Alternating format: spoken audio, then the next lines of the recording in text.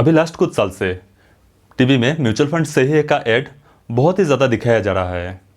कुछ लोग तो सिर्फ ऐड देख के एंड म्यूचुअल फंड का पास्ट 1 ईयर एंड 3 ईयर का रिटर्न देख के ही कोई भी म्यूचुअल फंड में इन्वेस्ट कर देते हैं। एंड बहुत सारे लोग ऐसे भी हैं जिनको म्यूचुअल फंड के बारे में पता भी नहीं है। तो आप शायद सोच सकते हैं क्या सही में म्यूचुअल फंड सबके लिए सही है।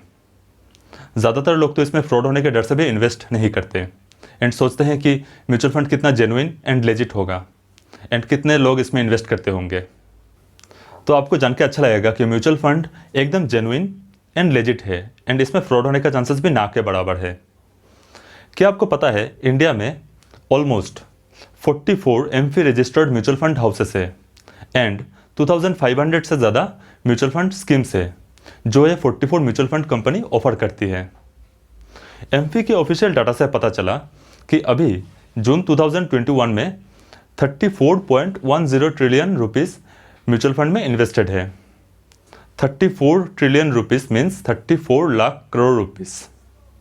तो इससे आपको पता चल गया होगा कि कितना ज़्यादा पैसा म्यूचुअल फंड में इन्वेस्टेड है।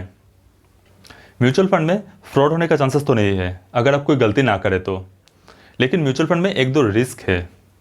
First, volatility. Equity mutual fund में वॉलेटिलिटी ज़्यादा होगा एंड डेट म्यूचुअल फंड में वॉलेटिलिटी कम होगा। And second, liquidity. अगर आपको और अच्छे से liquidity, volatility and different asset classes के बारे में जानना है तो आप मेरा लास्ट वीडियो देखिए, उसमें क्लियरली सब मेंशन किया हुआ है। तो अब आप ऑब्वियसली सोच रहे होंगे कि 44 म्यूचुअल फंड कंपनी है, 2500 से ज़्यादा स्कीम्स है, तो इसमें से आपके लिए कौन सा सही है एंड आपको किस में इन्वेस्ट करना चाहिए। तो आज इसी को डिस्कस करेंगे। आज हम लोग म्यूचुअल फंड क्या है, म्यूचुअल फंड कितने टाइप्स के हैं एंड जो इंपॉर्टेंट टाइप्स है उसको शॉर्ट में डिस्कस करेंगे ताकि आप अच्छे से डिसीजन ले पाए कि आपके लिए कौन सा म्यूचुअल फंड सही है। हाय, कैसे आप सब? आई एम श्योर आप सभी अच्छे होंगे। नमस्ते, मेरा नाम है Sudarshan Dev. Welcome to Sudarshan Dev official, जिसमें मैं आपके लिए mutual fund, personal finance, investing, stock market related बहुत सारे वीडियोस लेके आता हूँ।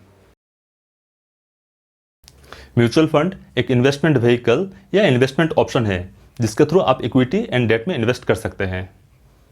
मान लो आपको स्टॉक मार्केट या बॉन्ड में इन्वेस्ट करना है पर आपके पास लिमिटेड पैसा है एंड नॉलेज भी नहीं है स्टॉक्स एंड बॉन्ड्स का कि कैसे कंपनी में इन्वेस्ट करना है, कि कैसे कंपनी को एनालाइज करते हैं, कब खरीदना है, कब सेल करना है, और ऐसे ही बहुत सारे पैरामीटर्स हैं। और इसी तरह और बहुत सारे लोग हैं जिनके पास भी लिमिटेड पैसा है एंड नॉलेज भी लिमिटेड है एंड उनके पास इतना टाइम भी नहीं है कि वो मार्केट को पूरी तरह से स्टडी कर पाए।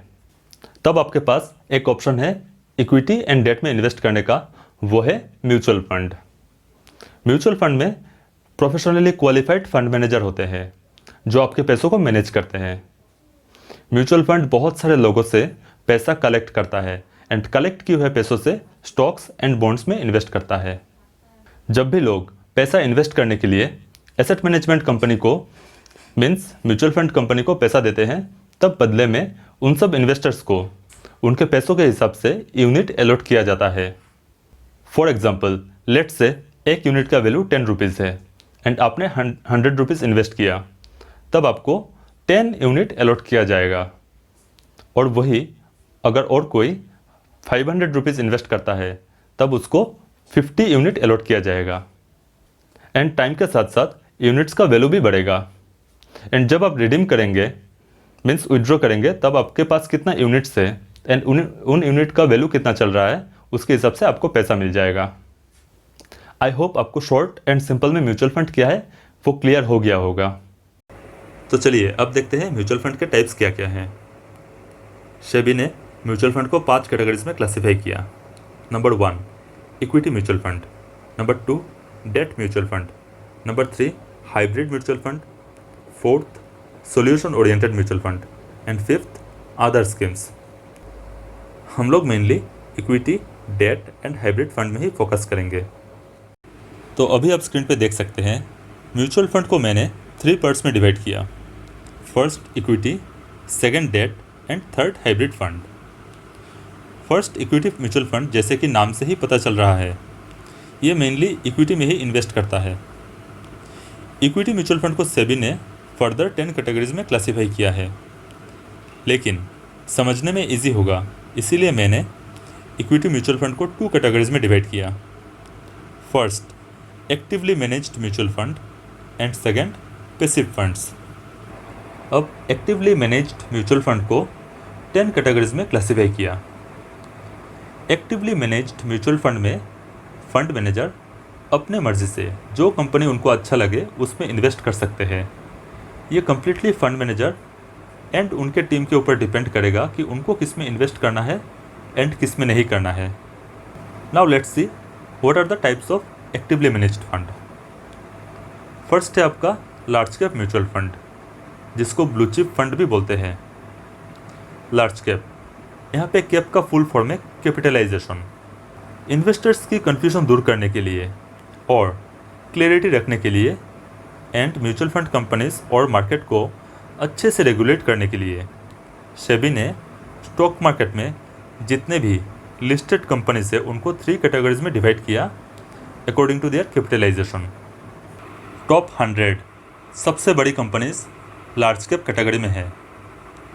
101 से 250 तक जितनी कंपनीज हैं सब मिड कैप कैटेगरीज में है एंड 251 से बाकी जितनी भी कंपनीज है सब स्मॉल कैप कैटेगरी में आ जाएगा। करेंटली इंडिया की सबसे बड़ी कंपनी है रिलायंस इंडस्ट्रीज़, जिसका market capitalisation 13 lakh crore rupees है। तो अब चलते हैं हमारे मेन टॉपिक पे, जो है एक्टिव फंड के टाइप्स। तो फर्स्ट है large cap mutual fund. SEBI के गाइडलाइन के हिसाब से लार्ज कैप म्यूचुअल फंड में फंड मैनेजर को उस फंड में टोटल जितना पैसा है उसका 80% एलोकेशन लार्ज कैप कंपनीज में देना ही होगा। मीन्स टॉप 100 कंपनीज में इन्वेस्ट करना होगा एंड बाकी का 20% फंड मैनेजर अपने मर्जी से कहीं भी इन्वेस्ट कर सकते हैं। लार्ज कैप कंपनीज बहुत ही स्टेबल होते हैं, इसीलिए लार्ज कैप म्यूचुअल फंड भी बहुत स्टेबल होते हैं compare to other equity funds and long term में 12 to 15% का कंपाउंडेड रिटर्न तो इजीली मिल जाएगा। अगर आपका इन्वेस्टमेंट पीरियड 5 इयर्स या उससे ज़्यादा है तब आप लार्ज कैप म्यूचुअल फंड को कंसिडर कर सकते हैं। अब सेकंड है mid cap mutual fund. Mid cap mutual fund में फंड मैनेजर को फंड का 65% एलोकेशन मिड कैप कंपनीज में देना पड़ता है। दैट इज़ 101 से 250 तक जितनी कंपनीज है उनमें। Mid cap companies large cap से थोड़ा ज़्यादा वॉलेटाइल एंड रिस्की होते हैं, बट लॉन्ग टर्म में रिटर्न भी लार्ज कैप से अच्छा देते हैं। तो मिड कैप म्यूचुअल फंड के लिए 7 इयर्स या उससे ज़्यादा का आपका इन्वेस्टमेंट पीरियड होना चाहिए। नेक्स्ट है आपका स्मॉल कैप म्यूचुअल फंड, जिसमें फंड मैनेजर को minimum 65% allocation small cap companies में देना पड़ेगा। दैट इज़ 251 से जितने भी कंपनीज है उनमें। स्मॉल कैप कंपनीज बहुत ज़्यादा वॉलेटाइल एंड रिस्की होते हैं, इसीलिए स्मॉल कैप म्यूचुअल फंड आपको थोड़ा ज़्यादा लॉन्ग टर्म के लिए रखना होगा एंड लॉन्ग टर्म में return large cap and mid cap से अच्छा दे सकता है। फिर नेक्स्ट है आपका large and mid cap fund. इसमें टोटल एसेट का 35% लार्ज कैप में एंड 35% मिड कैप में एलोकेट करना ही होगा एंड बाकी का 30% फंड मैनेजर अपने मर्जी से कहीं भी इन्वेस्ट कर सकते हैं। अब चलते हैं फ्लेक्सी कैप फंड की तरफ, जिसको पहले मल्टी कैप फंड भी बोलते थे।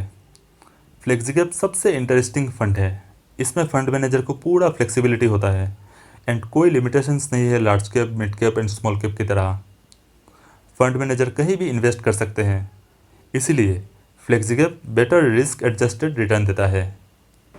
अब देखते हैं ELSS फंड।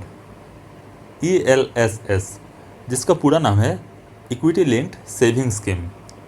ELSS को आप एक टाइप का फ्लेक्सी कैप फंड भी बोल सकते हैं। ELSS में 80% एलोकेशन इक्विटी में रखना होता है एंड 3 इयर्स का लॉक इन पीरियड है। लॉक इन पीरियड मीन्स आप इन्वेस्ट करने के बाद 3 इयर्स तक रिडीम नहीं कर सकते। मैंने पहले जितने भी म्यूचुअल फंड के टाइप बताया आपको, जैसे large cap, mid cap, small cap etcetera, उसमें किसी में लॉक इन पीरियड नहीं है। दैट इज़ आप कभी भी इन्वेस्ट एंड रिडीम कर सकते हैं। ELSS fund income tax save करने के लिए यूज़ किया जाता है। फिर नेक्स्ट है आपका सेक्टोरल या थीमेटिक फंड। ये बहुत ज़्यादा रिस्की होते हैं। जनरली कंपनीज बहुत टाइप्स के होते हैं। कुछ कंपनीज फार्मा सेक्टर, कुछ बैंकिंग, तो कुछ IT सेक्टर ऐसे ही बहुत सारे सेक्टर के कंपनीज होते हैं। तो सेक्टरल फंड मेनली एक सेक्टर में ही इन्वेस्ट करता है। अगर बैंकिंग सेक्टर का फंड है तो टोटल एसेट का 80% एलोकेशन बैंकिंग सेक्टर के कंपनीज में ही इन्वेस्ट करना पड़ेगा। ऐसे ही अगर आईटी सेक्टर का फंड हुआ तो 80% एलोकेशन आईटी कंपनीज में ही देना होगा। सेक्टरल फंड में फंड मैनेजर के पास डाइवर्सिफाई करने का स्कोप नहीं रहता, एंड अगर वो सेक्टर में कुछ बुरा होता है तो ऑब्वियसली उस सेक्टर की जितनी भी कंपनीज है डायरेक्टली या इनडायरेक्टली हर एक कंपनीज को इफेक्ट करेगा, और इसीलिए सेक्टरल फंड में रिस्क बहुत ज़्यादा होते हैं। नॉर्मली नए एंड रिटेल इन्वेस्टर्स के लिए सेक्टरल फंड अवॉइड करना ही बेटर ऑप्शन है। अभी बाकी रह गया आपका value fund, Contra fund and focused fund.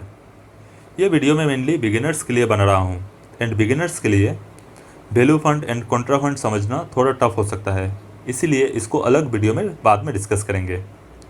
And focused fund में फंड मैनेजर सिर्फ 30 कंपनीज में ही इन्वेस्ट कर सकते हैं, उससे ज़्यादा कंपनीज नहीं होना चाहिए फंड में। आई होप आपको म्यूचुअल फंड क्या है and actively managed equity funds के टाइप्स क्या क्या है ये क्लियर हो गया होगा। तो इस वीडियो को शॉर्ट रखने के लिए नेक्स्ट वीडियो में डेट एंड हाइब्रिड फंड्स के टाइप्स कितने हैं उसको डिस्कस करेंगे। तो मिलते हैं नेक्स्ट वीडियो में। Thank you. जय हिंद।